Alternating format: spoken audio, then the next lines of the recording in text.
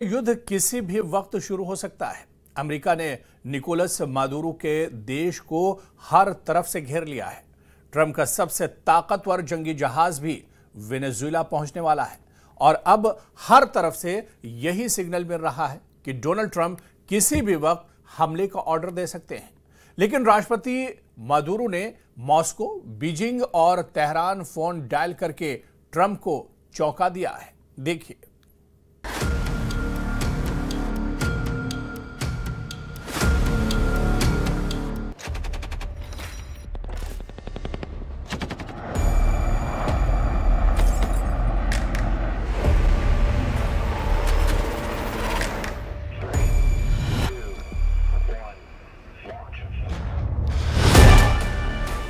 किसी भी वक्त डोनाल्ड ट्रंप बहुत बड़ा फैसला ले सकते हैं।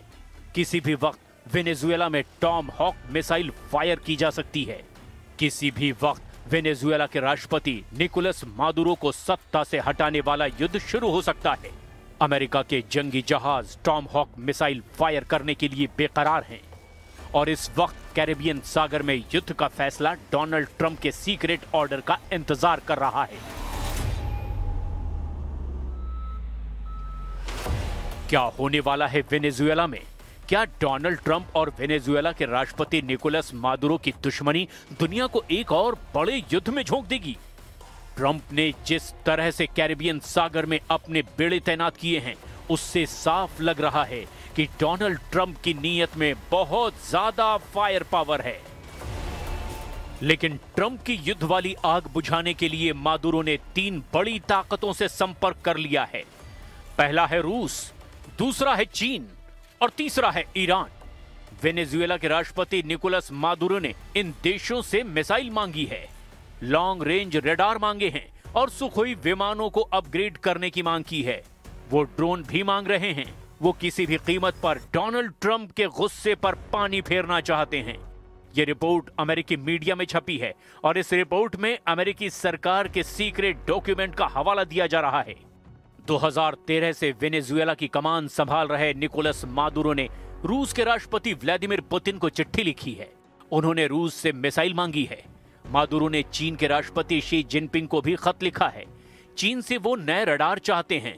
मादुरो ईरान के भी संपर्क में हैं और वहां से वो ऐसे ड्रोन की डिमांड कर रहे हैं जो 1000 किलोमीटर की रेंज तक वार कर सके। हालांकि ट्रंप ने कहा है कि वेनेजुएला में हमला करने का उनका कोई इरादा नहीं है। When they treat me with that kind of respect, they're treating our country with that kind of respect, which is much more important. And our country is respected again. Do you have any questions? There are reports that you are considering strikes within Venezuela. Is that true? No. That you made a decision on that? No, it's not true. लेकिन Trump की तरफ से आ रही धमकियों को Venezuela बहुत गंभीरता से ले रहा है और इसकी एक बड़ी वजह है कैरेबियन सागर में अमेरिका के जंगी जहाज। ट्रंप ने अपना USS Gerald Ford carrier Venezuela भेज दिया है। यह दुनिया का सबसे बड़ा एयरक्राफ्ट कैरियर है। 5000 नौसैनिक, साथ में F-35 स्टेल्थ फाइटर और पूरे बेड़े की हिफाजत कर रही परमाणु पनडुब्बी। ट्रंप ने वेनेजुएला के सामने घुटने टेकने के अलावा कोई विकल्प नहीं छोड़ा है। Si aparecía explotando por allá una nave gringa en aguas limítrofes o en aguas de Trinidad y Tobago, ¿a quién le iban a echar la culpa? ¿Y para qué le iban a echar la culpa a Venezuela? Para justificar una escalada y un enfrentamiento entre pueblos hermanos. America दावा कर रहा है कि Caribbean सागर में force बढ़ाने का मकसद drugs तस्करों का नेटवर्क खत्म करना है।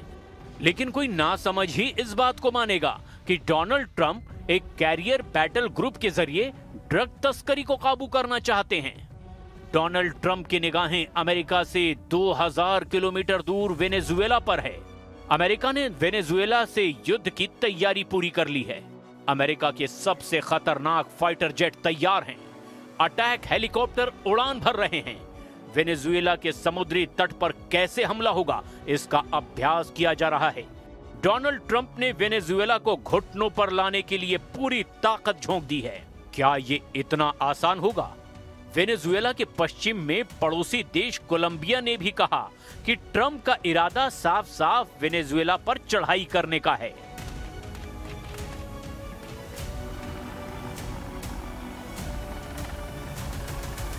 There's no need to fire missiles. It's absolutely ineffective, and this action doesn't seem to be really aimed at seizing cocaine, but rather at an invasion, which is also absurdly illegal and has more of an objective of oil than defending the American society from illicit drugs.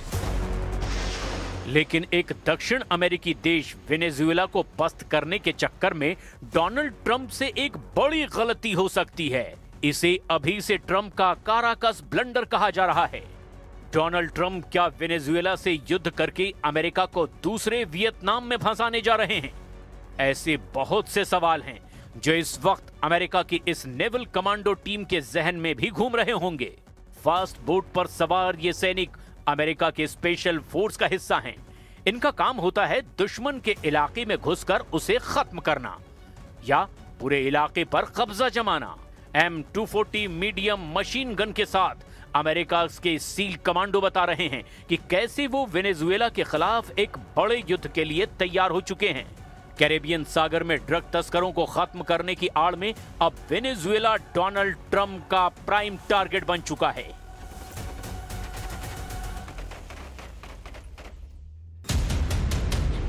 अमेरिकी नौसेना अब तक 12 से ज्यादा target खत्म कर चुकी है, जिसके बारे में अमेरिका का दावा है कि वो ड्रग तस्कर थे। हालांकि अभी तक अमेरिका ने जिन नावों पर बमबारी की उसमें ड्रग या फिर मारे गए 61 तस्करों के बारे में बहुत कम जानकारी दी है। सवाल यह है कि क्या रूस और चीन दोनों वेनेजुएला को बचाने पहुंचेंगे या फिर हथियारों और बाकी मदद पहुंचाकर पुतिन और जिनपिंग दोनों मिलकर ट्रंप को वेनेजुएला की जमीन पर घेर सकते हैं, या यूं कहें कि वेनेजुएला को ट्रंप का वियतनाम बना सकते हैं। रूस और वेनेजुएला के सामरिक संबंध हैं। रूस की तरफ से एक सीक्रेट ट्रांसपोर्ट विमान IL-76 वेनेजुएला के चक्कर लगा चुका है। इस साल 7 मई को ही मॉस्को में पुतिन और मादुरो की मुलाकात हुई थी और ये बात पुतिन सरकार बार बार कह चुकी है कि वो वेनेजुएला की संप्रभुता की रक्षा करने में उनके साथ हैं, और ये बात भी कि रूस अपने साथियों के खिलाफ खतरों को लेकर जवाब देने के लिए तैयार है। लेकिन यूक्रेन और नेटो के खिलाफ रूस बहुत ज्यादा फंसा हुआ है और इस वक्त ट्रंप का मूड ज्यादा खतरनाक नजर आ रहा है।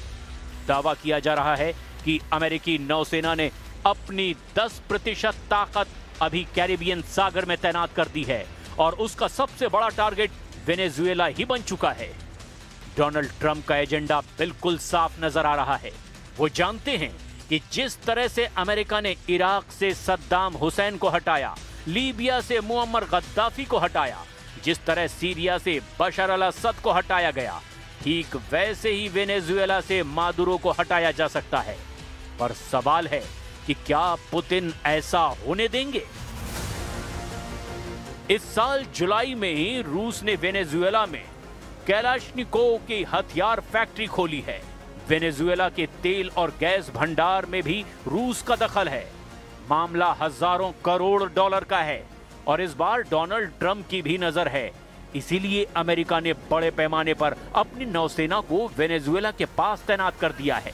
कुछ हफ्तों के अंदर अचानक दक्षिण अमेरिका में युद्ध का माहौल बन गया।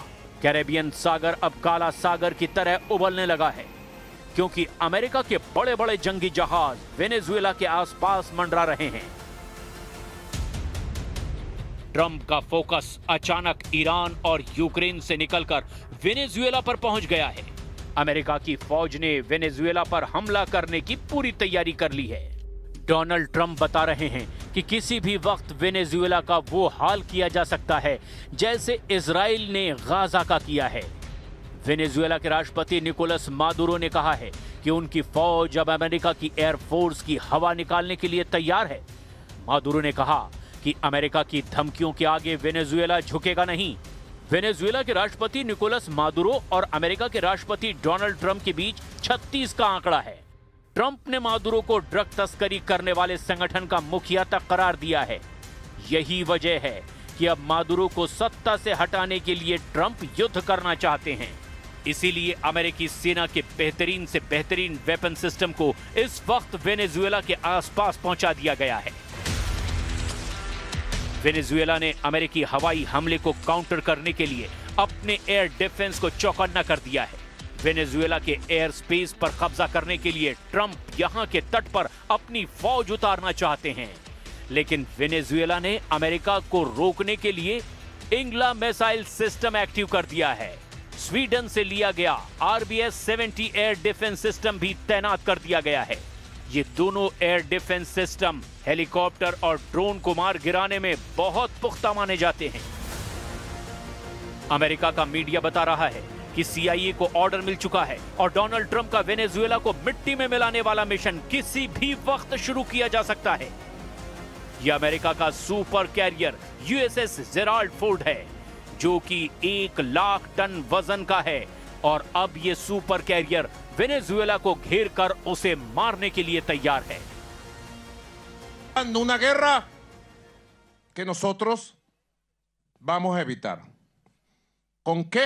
Con la movilización de los pueblos de América del Sur, porque América del Sur y el Caribe todo dice no a la guerra. Donald Trump के युद्ध वाले इरादों के पीछे तेल का खेल बताया जा रहा है। इसमें कोई शक नहीं कि ट्रंप की नजर इस वक्त अमेरिका के दुश्मनों पर है, चाहे वो फारस की खाड़ी हो या फिर कैरेबियन सागर। अमेरिका का एक दुश्मन तो ईरान है और दूसरा दुश्मन बन चुका है वेनेजुएला, और ये दोनों ही तेल के सबसे बड़े जखीरे माने जाते हैं। वेनेजुएला के पास 303 अरब बैरल तेल है, जबकि ईरान 209 अरब बैरल तेल का मालिक है। लेकिन दोनों के खिलाफ बड़ा हमला करके डोनाल्ड ट्रंप अमेरिका के लिए कुछ बड़ा हासिल करना चाहते हैं। लेकिन ईरान और वेनेजुएला दोनों के तेवर बता रहे हैं कि वो अमेरिका के आगे नहीं झुकेंगे, चाहे परमाणु कार्यक्रम का मुद्दा हो या फिर इजराइल और फिलिस्तीन का मुद्दा। एक तरफ ईरान ट्रंप का हर प्लान नाकाम करना चाहता है, क्योंकि ऐसे सिग्नल ईरान के सर्वोच्च नेता अली खामनेई बार बार दे रहे हैं। वहीं अब वेनेजुएला ने भी अपने बाजू दिखाने शुरू कर दिए हैं। मादुरो के साथ अगर रूस और चीन खड़े हुए तो समझ लीजिए कि वेनेजुएला अमेरिका के लिए दूसरा वियतनाम बन जाएगा। वेनेजुएला भी साफ साफ जाहिर कर चुका है कि उसने अमेरिका की दादागिरी की रिपोर्ट मॉस्को और बीजिंग तक पहुंचा दी है। तो